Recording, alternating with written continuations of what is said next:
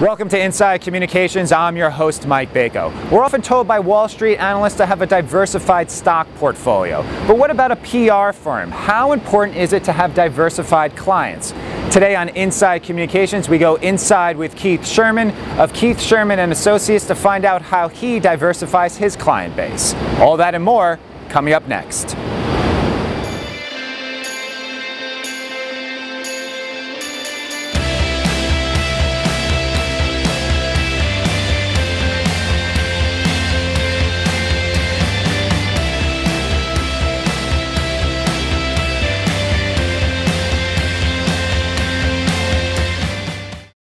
So Keith, in terms of diversifying your client base, you started out and were known for dealing with Broadway, off-Broadway, certainly had a long run with the Tony Awards, 18 years doing publicity for them. How did you start off doing publicity for Broadway shows? Was that a passion of yours, or did you see it as an avenue that was underserved in some way? Oh, it's totally from passion. I work completely from the heart. As a young boy growing up in the suburbs of New York, I was the kind of a kid who took a bus to New York on a Wednesday afternoon, cutting classes, going to a matinee and being home before my family knew what I was doing. I was reading Variety when I was 12 years old.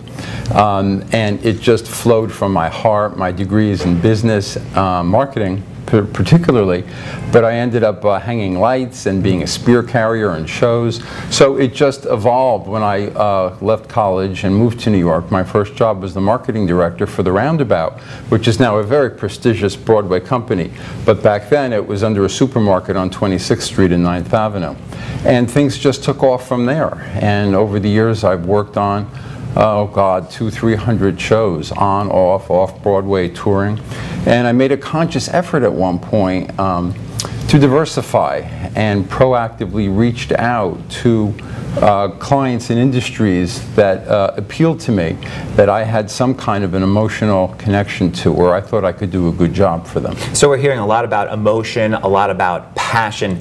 Is that something, a lesson to be learned for people out there in terms of if you're going to put in the long hours, if you're going to put in the time and energy to publicize these events, that you really need to have something behind it where your passion is there and not just getting a paycheck from them? Oh, that's just important in life. I think every one of us can take a lesson from that. We should all work from passion. And I've been very blessed in my professional life to have had some amazing clients that I've worked with over the years. Let's talk about one of those clients, the Tony Awards, for Sure. 18 years. Certainly very prestigious. How does that open up doors for you when you're dealing with other shows and other clients to know, okay, I've had this relationship with the Tony Awards for so many years? Well, you're in the trenches with people. You know, you're working on things. You know, my role was one representing the organizations that run Broadway. So I was coordinating on their behalf with all of the various productions, the television networks, and the media, proactively trying to solicit coverage while at the same time putting out an enormous amount of fires that would present themselves on a daily basis. How have you moved on to other aspects? Healthcare, movies, working with international clients. Let's specifically focus on movies, working with The Pianist, Far From Heaven, one of my favorites, The Kid Stays in the Picture. How did you make that transition into working publicity for movies? Well, Focus Features became a client for many years because a dear friend of mine that I started with in the theater was working there, and she brought me in. And it was interesting. It was a movie called Topsy Turvy that I started with. Sure, Mike Lee. Yes, exactly. And it was about the opera and theater, and they wanted me to leverage my theater press contacts to get coverage for the movie. Well, not only did I do that, but I far exceeded their expectations by hooking them up with other journalists and just going above and beyond the call of duty.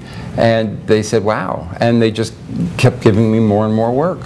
Speaking about getting press coverage, you've worked with many international clients now. As we mentioned, Abu Dhabi, trying to get some of their festival presence here in terms of getting U.S. coverage for an international event.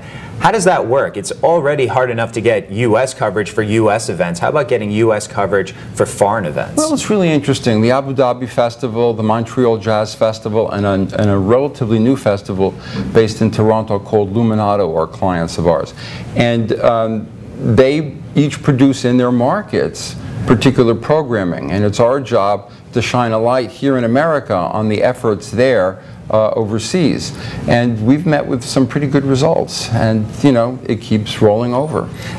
How have you done that? Is it difficult to reach out to a U.S. reporter to cover something so far away? Are you going specifically to that reporter for, you know, that's based for the jazz festival, for the music festival?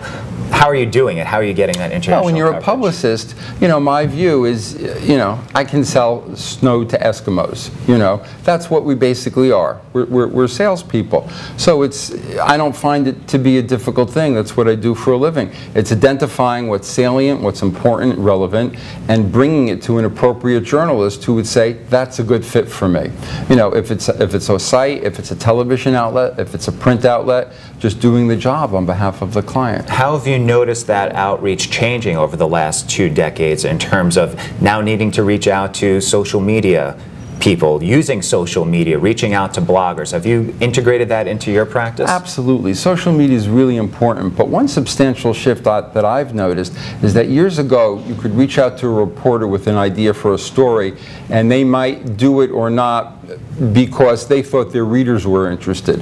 I'm finding today a lot of reporters need to have a personal interest in what it is they're covering, or they just say no. And it goes back to what we spoke about right at the beginning, having that passion and that interest. Is there any times that you can sway the reporter into, you know, showing that you have the passion for a specific client, for a specific event? Does that ever come into play as well? Absolutely, but ultimately you have to make a good match. You have to know what the reporter's looking for, what the outlet needs, and deliver it to them. Obviously, if you're making that phone call, you think there's something there. And the object is to get to yes. So let's talk a little bit more about diversifying. We mentioned going from Broadway to movies, some of the international clients. What have you learned from diversifying? Is there something that working with a sports client like Brian Boitano that you would bring to a movie client, to a Broadway client? How do they all commingle at the end of the day? Well, I think it's important to have a broad perspective in life. And you know, a newspaper has a news section, sports, entertainment, business, and I read them all.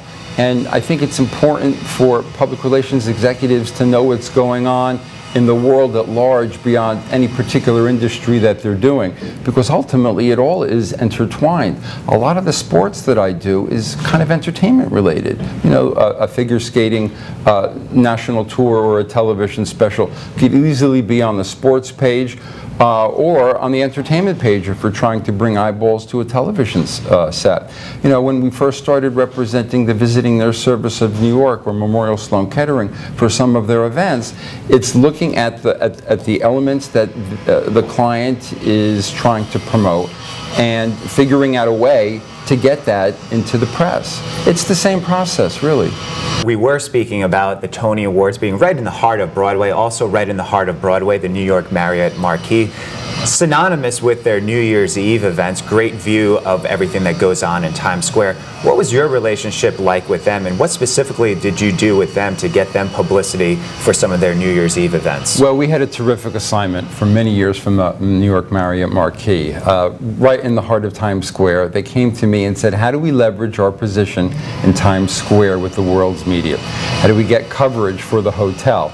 And that's what we did for them. And on one hand, it wasn't hard to arrange for crews to show up and use their location, but the challenge was to make sure that the hotel got the visibility that it wanted.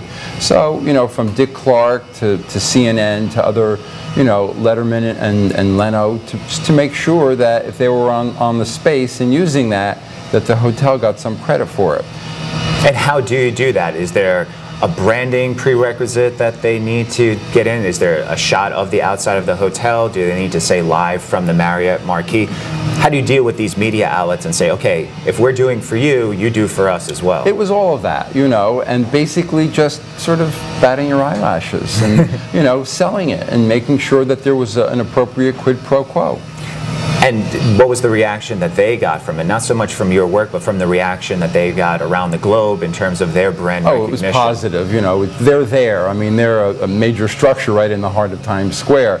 But they have this amazing 10th floor observation deck that sort of juts out onto Broadway with an amazing view of the crowds and One Times Square and the ball drop. So it was great all the way around. Keith, thanks for going inside communications with us. The pleasure is mine. Thanks for having me.